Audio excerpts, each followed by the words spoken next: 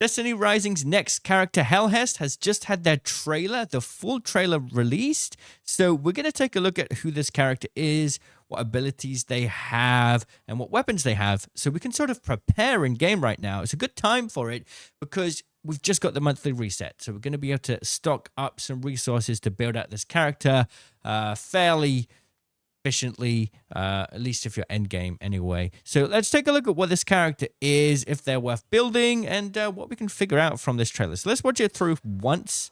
Let me just pause the Destiny Rising in the background. So I'm not going to pause this much. We'll watch it through, and then we'll react to it afterwards in more detail. So this is Hellhest. Ooh. Okay. Got a drone of some kind. Okay. The fusion rifle? Location confirmed, Lord Felwinter. Lord Felwinter.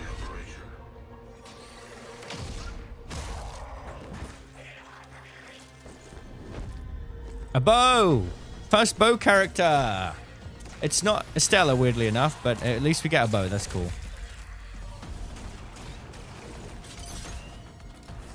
So she's got 2 drones. Yeah, it's a fusion rifle. Yeah, hang on.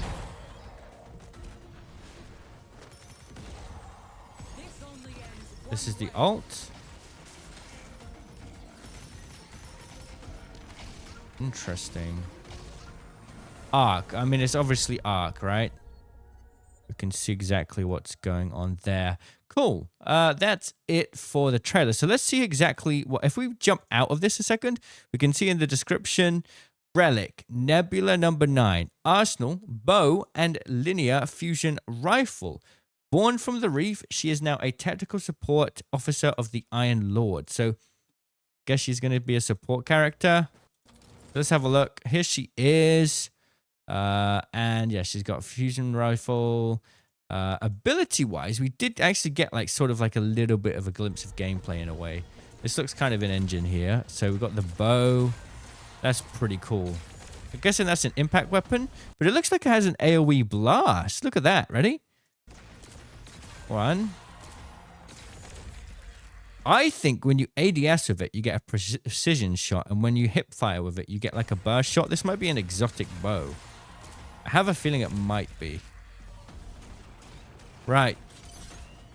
So she can send out drones as one of her abilities. Okay, and I'm guessing they will do strikes of damage below. That's the finisher. This is the super. So I think her super is she sends out this giant drone that fires like a beam. So I think she's kind of like, in terms of building her, she's going to be putting out summons, right? We can pretty much assume that these things are going to be classed as summons in the game, which is pretty interesting. Okay. Sorry, just a quick editing note. I've completely just overlooked this. This is the Trinity Ghoul, right? It's an exotic bow that we've seen before in Destiny. And this, yeah, there's no doubt. It's going to be an exotic bow. So for the rest of this video where I'm like talking about this, just keep in mind that it's very likely we're getting an exotic bow. And yeah, it makes sense that the second weapon we're going to build out is going to have to be a mythic then, right? The fusion rifle is going to need to be a mythic. So yeah, just a quick editing note. I completely overlooked this. It's been a long time since I played Destiny. Right then, let's talk about building this character out inside of Destiny Rising real quick. So Hellhest is definitely going to be an arc character, right? That is of no doubt. Let's have a little look. Now, I do wonder when we'll get her as well. When's the most likely time we'll get her? I mean, if we look at when the activities change, it's going to be the 9th of October. Well, we're going to get arc shields. She looks like an arc character. So most likely we'll get her on the 9th of October. I'm going to guess. And if we go to the current draws, this one ends in 7 days. So this one might end just as the other one is about to start. So yeah, let's have a look at weapons, right? If we go to here and we can talk about that, right? So she is an arc character, right? Hang on a minute. Right, so what we want to do is I personally think that bow was a exotic bow. Now, there is one epic bow in the game that we can kind of have a look at. I think that if you go and try and... I don't know if it's still in the game. Let me see if we can do this. So if we go to inventory and try to use one of these, I think it's a... Oh, I don't remember how to do it. There was a way to see a bow, and it was a legendary bow. Obviously, that's no surprise, but I think most likely there'll be an exotic bow. I just have a feeling. So, if we do get an exotic bow, I personally think getting end of the line wouldn't be a bad shout, right? And we can kind of figure out, you know, it's an arc weapon as well, and the mythic can have a couple of different traits here. I wonder how we're going to build this. Honestly, my suggestion is just to, instead of building this now, we should go and farm a bunch of mythic resources. I've already got a bunch. The best way to get your hands on the mythic weapon parameters is to go and do Morgan's Hunt, and just do the silver keys. Because if we go to activities here, the silver keys can get you so much mythic weapon parameters really, really quickly. And I think that's going to be a real nice, fast way to get your resources there. And I would say let's wait until they're released so that we can sort of be prepared in that regard. Instead of crafting the weapons now, let's just save our resources for it. We're also going to need to think about upgrading the mythic. If there is a mythic bow, then we're going to have to try and figure out how to unlock it, which is pretty exciting. So we're definitely going to want to try and save up on some exotic weapon infusion cores. We're going to need to get some contextual data sets as well so that we can get the first catalyst. And there's some more preparation we can do in terms of artifacts. Now, if she is a summon-based character, and I think that she probably will be, I think that we could probably look at similar artifacts to, say, Estella. I don't actually have them equipped right now. So instead, let me go to the Singularity Chaos, and we'll have a look through there, through some potential decent artifacts to go for. Now, this is just theorycrafting. We know nothing about her kit right now. But obviously, you have Nourishing Pack. Summoning restores health. That's not a bad one.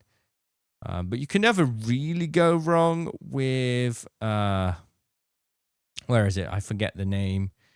The Resolute Mutation. No, I honestly think it's probably going to be Warding Pact. For every summon in the field, gain 1 stack of ward, take less damage. So damage reduction or summoning restores health. So this is like doing the action of summoning gets you health when you do it, or you have the damage reduction. So I think Warding Pact overall is probably a better shout. And then for this one, I guess it really depends. You could always go for a Ring of Conversion. I think Ring of Conversion always goes well. Depending on how quickly we can get out the summons, this could be good. So we could get extra healing when the summon comes down, and then Ring of Conversion could turn that into an overshield. I think that's always a good way to go about it, right? Siphoning Pact, summons restore health when assisting in final blows. Maybe... or the Wielder's summons gain extra health. Once again, it's going to depend on her playstyle, but I think a safe bet would be to go for Ring of Conversion and Warding Pact. But maybe she's not even got summoned, so this is just theory crafting. I wouldn't just go and put a bunch of effort into it just yet. The better play may be instead to just farm some Singularity Chaos so that you have the resources to upgrade the artifacts when you later get them. Maybe we need to figure out what her full abilities are yet. If she is a summon, I think Rampaging Pact would be good. Or, of course, we have the obvious one, which is Bellicose Pact, right? In the description, it made her sound like she was a support character, but we do see that the summons or the drones seem to do some damage. So are the drones providing more of a support thing, or are they going to be part of her main damage, right? Like Estella, we want to get as much damage going out of these summons as possible. But with Hellhest, I don't know. It's probably going to be one of the two. And then, honestly, for the fourth one, you could go for Ring of Reflection depending on how much health is coming in, or we could be looking at where's the other summon one? Responsive Pact? No, I think it's just when summons attack the same target as a wielder, they deal 16% damage. What was the best one for Estella? I've honestly forgotten. Yeah, my bad. Yes, it is Responsive Pact. But that's if she is a summon character. I assume she is with the way the drones seem to be working. And the drones may be providing more of a support role as opposed to dealing damage. We don't know. But pretty exciting. It's also a good thing to notice that if she is going to be using a bow and a fusion rifle, if we go and have a little look at this, we can kind of figure out what kind of content is coming up, right? So we had that linear fusion rifle and the bow. Now, this is indeed it's a piercing weapon. And I'm going to assume the bow is probably piercing as well. So we can probably expect coming up when the activities change here, we're probably going to get arc and solar piercing. And 2 is going to have a good time. Atul. It might finally be time for Atul to be in the meta. She also has double piercing. So if there's any Atul mains out there, shout out to you in chat. Your time to shine might finally be coming. I actually can't wait to see if she's good. We haven't really had much content for her yet. So I'm quite excited to see that. But besides that, how do you feel about them releasing another character so soon? Are you ready for another character? Will you be grinding for Hellhest, or are you still working on your own builds for the rest of the characters? Either way, we've now got some time to prepare ahead of time. You can start farming new resources. It's the new monthly reset. Let me know what you think, and I'll see you all in the comments.